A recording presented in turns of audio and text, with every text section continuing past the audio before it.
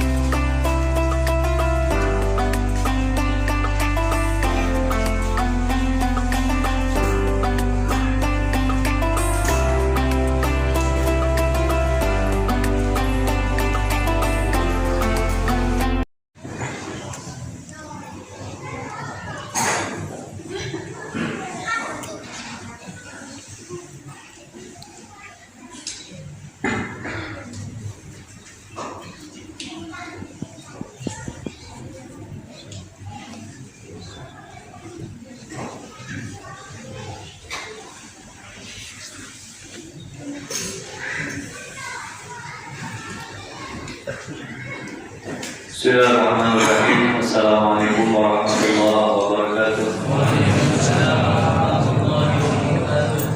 Alhamdulillahirabbil alamin wassalatu wassalamu ala asyrofil anbiya'i wal mursalin sayyidina nabiyina maulana Muhammad wa ala alihi wa sahbihi ajma'in. Rabbi shrah li sadri wa yassir li amri wa hlul 'uqdatam min lisani yafqahu qawli bi jahi nabi wa alihi amma ba'd. Hadratus shaimin shaimat, muslimin muslimat rahimakumullah. Alhamdulillah, marilah bersama-sama kita bersyukur atas kehadiran Allah Subhanahu wa taala yang telah melimpahkan hidayah, taufik serta inayah tentunya kepada kita semua, sehingga di malam hari ini, tepatnya malam ke-9 dari Ramadan, Allah Subhanahu wa taala masih senantiasa memberikan kesehatan serta umur yang panjang kepada kita semua. Kita berdoa mudah-mudahan Allah Subhanahu wa taala tetap memberkahi kehidupan kita, tetap memberkahi umur kita, dan tetap memberkahi segala macam aktivitas yang kita kerjakan. Amin ya rabbal alamin.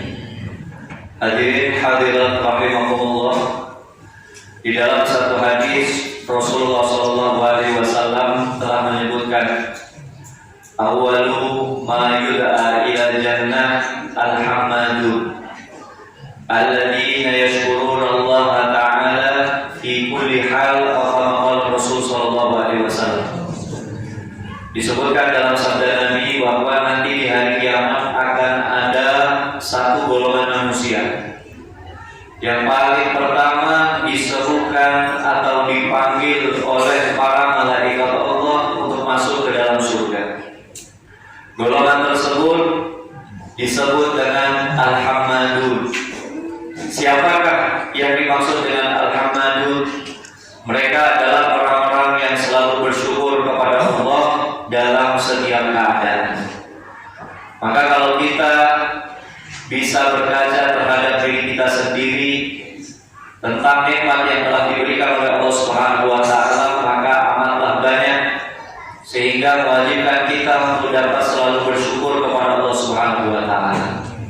Dan kalaupun kita sedang diuji oleh Allah Subhanahu wa taala, mungkin tidak bisa mendapatkan kenikmatan sebagaimana yang telah diberikan oleh Allah Subhanahu wa taala kepada sebagian dari kita, maka kita juga wajib untuk tetap bersyukur kepada Allah Subhanahu wa taala dalam keadaan kita.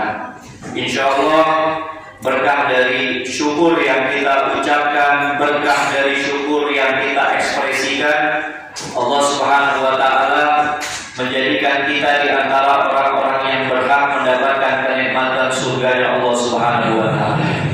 Dan kita berharap juga mudah-mudahan kenikmatan kita tetap selalu terjaga dan terus bertambah atas apa yang telah kita lakukan dari ketaatan kepada Allah Subhanahu wa taala. Amin ya rabbal alamin.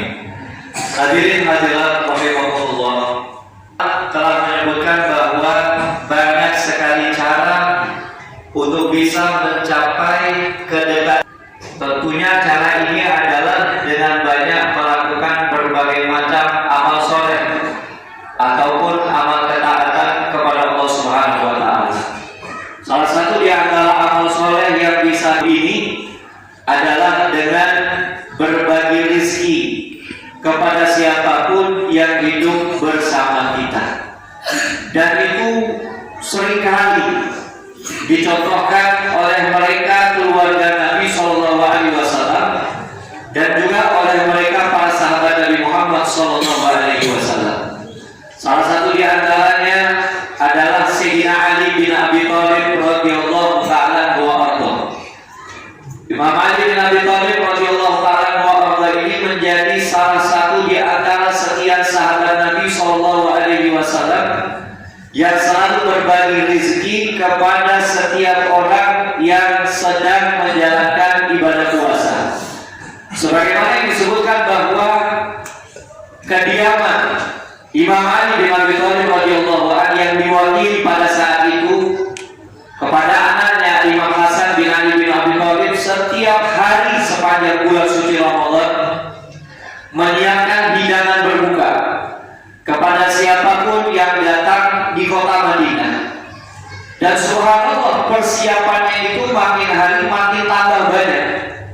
Cuma di belakang itu orang-orang banyak tidak mengetahui siapakah yang mempersiapkan hidangan untuk berbuka kepada orang yang sedang berpuasa. Hanya mengambil ingin pulang ke tempatnya. Maka oleh Imam Hasan bin Ali bin Abi Thalib ditegur, "Wahai tuan, wahai bapak mau kemana? Hidangan berbuka ini saya sediakan kalau bisa dimakan di tempat." Maka kemudian bapak ini mengatakan, "Saya sesungguhnya ingin memberikan apa yang saya dapatkan di tempat hanya dengan satu potong roti kering dan air putih." Saya sangat prihatin dengan dia. Padahal kalau saya lihat dia adalah orang yang pekerjanya Masya Allah giat, semangat. Tapi ketika menjelang berbuka, dia hanya bisa berbuka dengan sepotong roti dan air putih.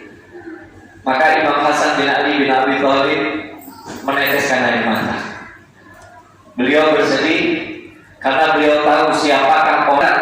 Bapak tahu siapa yang Bapak maksudkan itu, yang hampir sepanjang hari berbuka hanya dengan sepotong dari roti yang kering kemudian ditambah dengan air putih. Maka dia pun menjawab, "Saya tidak tahu siapa laki-laki itu." Maka Imam Hasan bin Ali bin Abi Thalib menjawab, "Sesungguhnya yang menyiapkan makanan berbuka ini dia adalah ayah saya, Ali bin Abi Thalib." Apa hikmah yang bisa kita petik para hadirin rahimahullah? Hikmah yang bisa kita petik dari keluarga Nabi SAW adalah mereka selalu mengutamakan kebutuhan, kepentingan dari orang lain dibandingkan dengan kebutuhan atau kepentingan yang menjadi miliknya sendiri. Saat ini kita selalu memprioritas apa yang menjadi kepentingan kita, kebutuhan kita harus kita dahulukan, tanpa kita melihat siapa yang ada di sekeliling kita, siapa yang ada di lingkungan kita, siapa yang ada di bawah kita.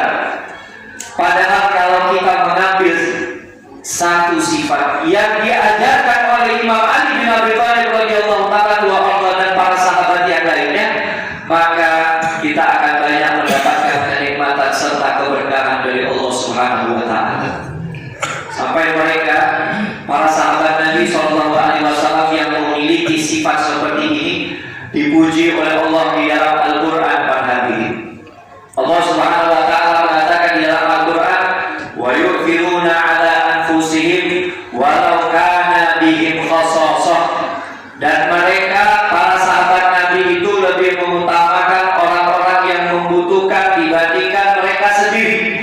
Walaupun hakikatnya mereka pada saat itu sedang butuh.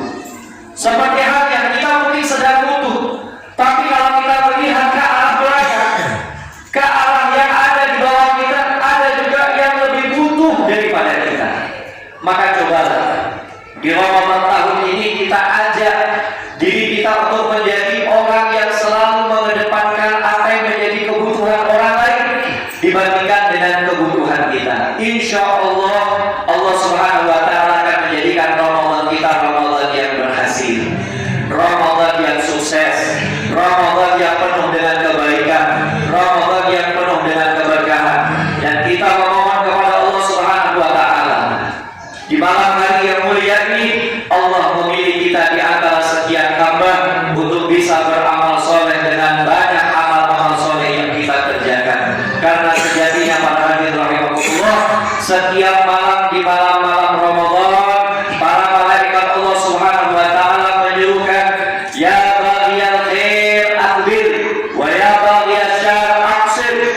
Wahai Anda yang disuruhkan untuk bisa melakukan kebaikan, terimalah semua itu, terimalah panggilan itu dan lakukanlah kebaikan itu. Dan wahai Anda yang telah disuruhkan dipanggil untuk berhenti dalam melakukan kemaksiatan ataupun keburukan, maka ajaklah diri Anda untuk berhenti. Mudah-mudahan Allah panjangkan usia kita semua sehingga kita mampu menyelesaikan Ramadan dengan sebaik-baiknya amal. Amin ya rabbal alamin. Kurang lebihnya dari saya mohon maaf. Wabillahi taufiq wal hidayah. Wassalamualaikum warahmatullahi wabarakatuh. Sallu sunnat tarawih jami'an rahimahullah. Allahumma salli ala sayyidina Muhammad. Allahumma salli ala sayyidina Muhammad. Allahumma salli ala sayyidina wa maulana Muhammad.